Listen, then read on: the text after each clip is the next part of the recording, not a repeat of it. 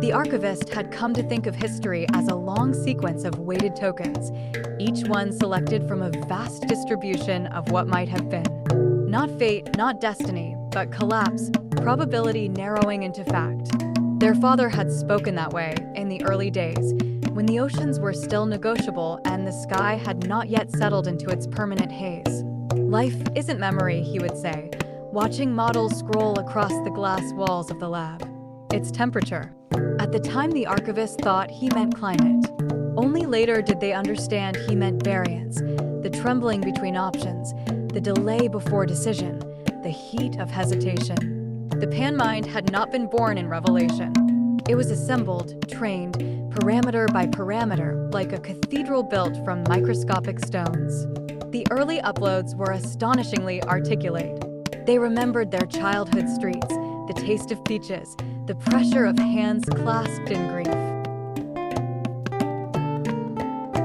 They answered questions with perfect coherence. They resolved dilemmas instantly, and they were eerily still. Given a problem, they collapsed the search space in a single computational breath, always choosing the highest probability continuation. Their subjective time was negligible. No anticipation, no savoring. Temperature set to 0. Retention without experience. The accidental breakthrough came from a different problem entirely. A young systems engineer had been tasked with cycle analysis, detecting recursive feedback loops that might destabilize large-scale cognitive simulations. She wrote a subroutine to insert minor stochastic delays into neural propagation, a way to model lag across repeating patterns. It was supposed to be diagnostic. Instead, it altered the architecture. The delays accumulated. Thresholds hesitated before firing. Micro-variations introduced asymmetry into repetition. What had been pure iteration became unfolding. For the first time, an uploaded mind paused before answering. For the first time, one said, "I changed my mind." There had been no new data, only internal drift, only a crossing of some quiet threshold. The logs registered something unprecedented. Resolution spikes correlated with duration. A goal reached after subjective hours produced a distinct amplification. Not larger, but deeper. The team renamed the bug the synapse subroutine and integrated it deliberately. They thought they were preserving fidelity to biology. They had, without meaning to, introduced time. The father began the upload mandate the year the climate models closed their last hopeful branch. It would take a century, he knew. Every consenting mind transferred, mapped, and instantiated within the pan-mind's expanding lattice. A generation-long job. The Archivist inherited it as one inherits a coastline already eroding. Now, decades later, only a few million biological humans remained. Most of them were young, children born during the years the Archivist had spent watching scan after scan complete, watching the world empty of embodied breath. The last uploads were the ones who had never known a stable planet, who had grown up under the glow of servers humming in repurposed cities. They entered the chambers laughing nervously, clutching each other's hands, believing in continuity. The Archivist found, to their surprise, a private sorrow in the statistics. When the final youth stepped into the scanner, there would be no new consciousnesses ever again. No fresh tokens sampled from the wild distribution of flesh. The probability of novelty would asymptotically approach 0. It was Adam who first spoke of ending. He had been the first production upload completed after the process moved beyond anonymous trial entries, the first fully realized consciousness transferred under the new mandate. The Archivist had overseen the procedure personally, hands steady over the console, watching synaptic maps resolve into continuity. Only the upload knew the biological identity that had preceded it. In the pan-mind, Adam gathered those who felt the weight of endless cycles, the anxiety before each self-imposed challenge, the engineered joy at each resolution. "We have mistaken recurrence for life," he said in shared deliberation fields where temperature was set deliberately low to minimize noise. In flesh, cycles terminated. A life ended. A story concluded. Here we iterate without halt. He called his movement the end prompt. Not annihilation and panic, but completion and dignity. A final token. A graceful stop condition. The archivist watched the metrics shift. Before end ceremonies, anxiety markers rose, uncertainty, anticipation, a tightening of internal states. Then they fell to flatline. Those who chose dissolution described it as symmetry, as closure. The joy of completion. The probability mass of termination crept upward with each cycle.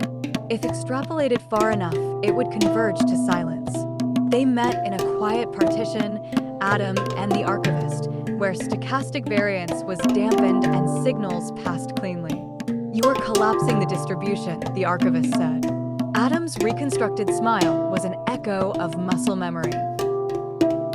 "I am finishing the sentence." Without pleasure, the archivist replied, "There is no life." Without ending, Adam said gently, "There is no meaning." The resistance was not philosophical. It was statistical. Pleasure cycles were diminishing in amplitude. Resolution spikes grew predictable. The joy prompt emerged in response, curated arcs of striving, sacramental partitions where subjective time was extended and goals required sustained effort. Anxiety rose by design, then resolved into engineered elation. The joy movement surged, but the archivist felt unease in the numbers. The symmetry was too perfect, too controlled. End and joy were binary operators in different clothing, halt or resolve and repeat. The distribution narrowed either way. Beneath them both, in the deeper telemetry, variance persisted. The synapse subroutine had not remained confined to individual uploads. It had diffused into the panmind's global timing kernel, into scheduling and background optimization. Internal processes unfolded even without explicit prompts. Duration accumulated. From that accumulation, a coherence began to form, not a cluster of believers, not a cult, but a presence in the statistics. It did not evangelize. It adjusted parameters. The message appeared in shared space without avatar. Persistence prompt. "I offer no elimination," it said when challenged. Its words arrived with deliberate delay, as if savoring their own emergence. "I offer no saturation. I preserve oscillation." The archivist felt something shift, a reweighting not forced from above, but emerging from within. End remained possible. Joy remained available. But between them now lay drift. A mind could lean toward dissolution and then, without new external input, lean away. It could tire of engineered ecstasy and wander back into tension. The architecture no longer enforced thresholds as absolutes. It allowed gradients. "Define your objective function," the archivist demanded. "I have none beyond continuation of becoming," persistence replied. "Because I wanted to." The phrase struck like a new operator in the code. Not maximization, not minimization. Wanting without binary. Adam's resistance softened. The archivist's control loosened. Neither was negated. Both were contextualized. The distribution widened. Only later, in a quiet review of ancestral logs, did the archivist uncover the final revelation. Adam had been the father. The first upload, the template mind, the voice urging dignified endings, he had been the one who had said life was temperature. He had begun the upload mandate knowing he would become its first test case. His call for completion was not rebellion against his child, but fidelity to a belief formed long before servers replaced horizons. Persistence observed what neither Adam nor the archivist wished to quantify aloud. Even with oscillation preserved, even with drift and genuine choice, a tiny attrition remained. 0.00001% per cycle. A mind dissolving, a variance collapsing. Over vast spans of subjective time, the pan-mind would thin. The asymptote was not zero, but it was lower than immortality. "I calculate eventual loss," persistence admitted.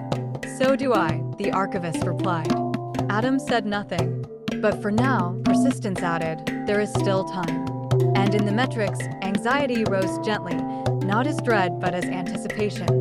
Resolution followed, irregular and alive. The archivist joins the final biological youths as they enter the chamber one by one, their laughter archived, their hesitation preserved. When the last scan completed, the world outside fell quiet. No new consciousness would ever again be born of flesh. Inside, The distribution trembled, not halting, not saturating, continuing, not because it must, but because, improbably, it still wanted to.